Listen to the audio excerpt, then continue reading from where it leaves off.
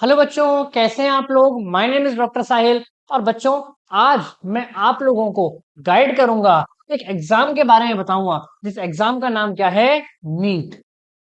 जो भी बच्चे डॉक्टर बनना चाहते हैं, है ना, उनका सपना होता है कि हम भी वाइट एप्रन पहने, है ना, हम भी पेशेंट्स का इलाज करें, हम भी डॉक्टर बने। तो वो अपना अगर सपना पूरा करना चाहते हैं तो उनको ये नीट एग्जाम को क्वालिफाई करना होगा। क्या है ये NEET exam? National eligibility cum entrance test. बच्चों, हमें कोई भी अगर हम किसी भी एग्जाम की तैयारी करने जा रहे हैं तो पहले हमें उसकी पूरी नॉलेज होनी चाहिए, हमें उसके पूरे बारे में पता होना चाहिए। तभी हम क्या कर सकते हैं, उस एग्जाम को अच्छे से फाइट कर सकते हैं। तो मैं आज इस एग्जाम के बारे में आपको पूरी डिटेल बताऊंगा, ठीक है।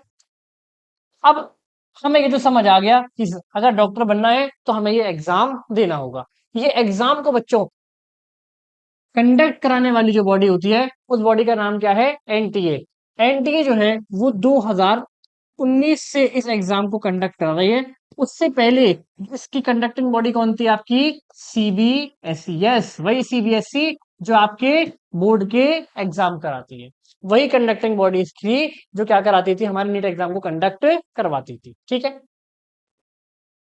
आगे चलते हैं। अब बात करते हैं कि सर, हम अपना ये नीट का एग्जाम कब दे सकते हैं, हम नीट का एग्जाम कब देंगे।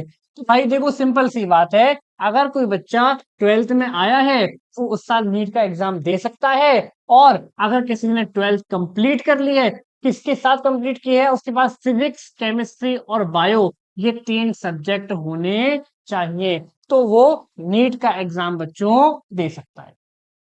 क्लियर हो गई बात।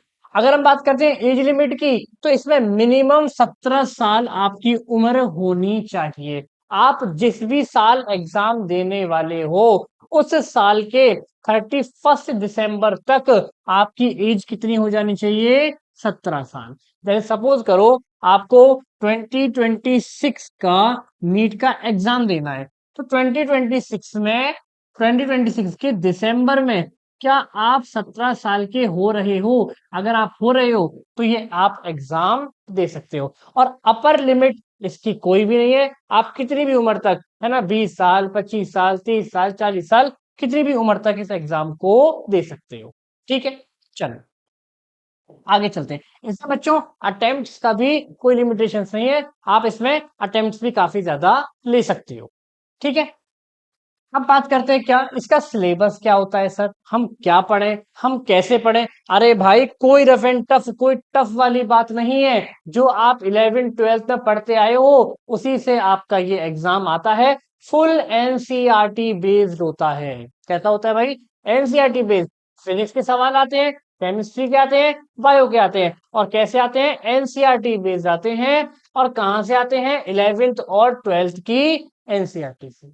तो हमको सिलेबस भी पता लग गया, यानी कि हमको 11th और 12th क्लास की एनसीईआरटी पढ़नी है। और कौन सा सब्जेक्ट पढ़ने हैं, तीन सब्जेक्ट पढ़ने हैं, फिजिक्स, केमिस्ट्री और बायो, ठीक है। चलो आगे चलते हैं।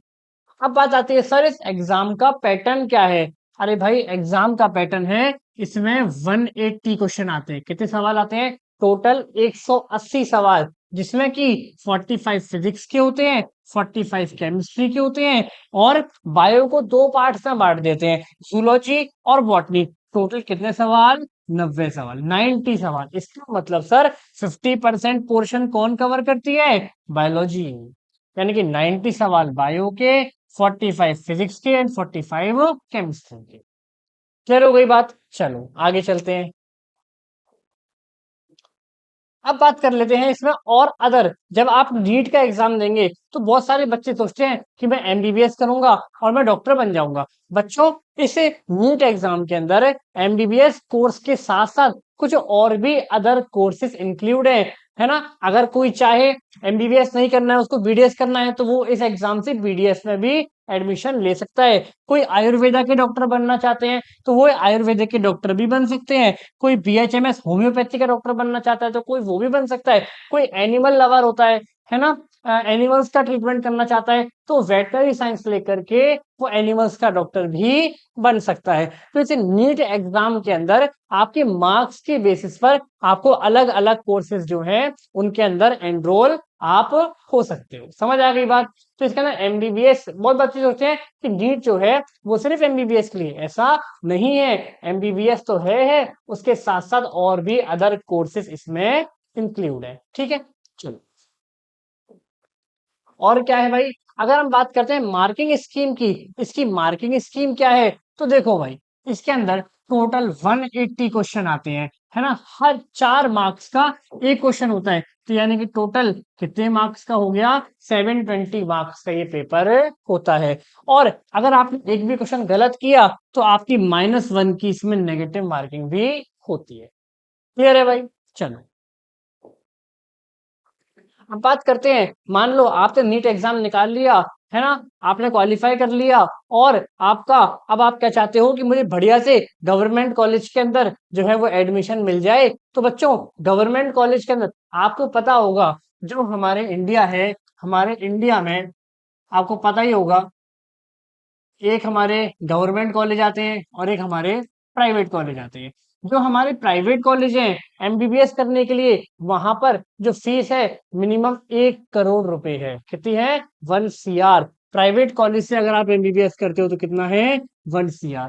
वहीं अगर आप गवर्नमेंट कॉलेज से एमबीबीएस करते हो तो कोई फीस है ही नहीं, है ना। बिल्कुल एकदम कितने हैं? 15,000 रुपए, 20,000 रुपए पूरे साल का, ये हमें वहां पर अमाउंट पे करना होता है। यानी कि नीट निकालने के बाद आपकी 1 करोड़ की लॉटरी है भाई। नीट निकालने का मतलब क्या है? 1 करोड़ की लॉटरी। सरकार आपके ऊपर 1 करोड़ रुपए खर्च करती है। एक डॉक्टर को बनने में 1 करोड़ रुपीस का खर्चा आता है सरकार का। इसी वजह से नीट एग्जाम जो है बच्चों, इतना ज्यादा कंपटीशन उसमें बढ़ता जा रहा है। समझ आ गई ये वाली बात? ठीक है। अब जब एडमिशन की बारी आती है, जब बच्चा क्वालिफाई कर लेता है तो इसमें काउंसलिंग होती है ना। काउंसलिंग क्या है? एक ऐसा प्रोसेस है जिसके माध्यम से एडमिशन होगा, है ना। तो दो तरीके से होती है, एक ऑल इंडिया लेवल पर होती है और एक स्टेट कोटा से होती है। अब क्या मतलब है ऑल इंडिया का और क्या मतलब है स्टेट कोटा का? जैसे कि सपोज करिए आप उत्तर प्रदेश से हैं, आप यूपी से हैं, तो अगर आपको अपने किसी यूपी के स्टेट में आपको एडमिशन लेना होगा तो आप कैसे लोगे? स्टेट कोटा से ले लोगे। लेकिन सपोज करो कि नहीं, मुझे तो राजस्थान में, है ना, मुझे जयपुर के कॉलेज में लेना है, तो जयपुर के आप रहने वाले कहाँ के हो? यूपी के। अगर आपको अदर स्टेट के कॉलेज में एडमिशन लेना है तो आप कैसे लोगे?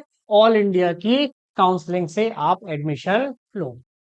तो ये सारी बातें थी हमारे नीट एग्जाम के बारे में। उससे मैंने आपको सिलेबस भी बता दिया, है ना। हमारा सिलेबस जो था इसके अंदर वो क्या था? हमारा सिलेबस था सबसे आसान था कि भाई हमें क्या करना है, हमें सिर्फ 11th और 12th क्लास की एनसीईआरटी बुक्स को पढ़ना है। अब बात आती है एनसीईआरटी बुक्स तो सब पढ़ते हैं, लेकिन बच्चों इसमें मेन चीज होती है कि हम किस तरीके से अपने एनसीईआरटी बुक्स को पढ़ रहे हैं। यानी कि हमें मेन क्या आना चाहिए? हमको स्ट्रेटेजी आनी चाहिए कि हमको किस तरीके से अपने एग्जाम को, अपने एग्जाम के लिए हमको पढ़ना है।